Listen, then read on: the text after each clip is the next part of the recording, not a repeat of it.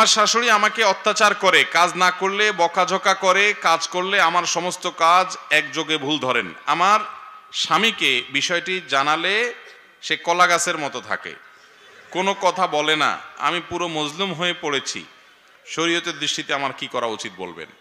দেখুন, স্বামী যদি এই রকম নির্বিকার হয়, যাকে আপনি কলা গাছ বললেন, তাহলে সেক্ষেত্রে আপনার শাশুড়ির অত্যাচার, অবিচার, এগুলোতে আপনার বোঝা উচিত যে সন্তান হিসাবে সে তো তার মাকে শাসন করতে পারে না, এই জন্য সে হয়তো নীরবতা অবলম্বন করে।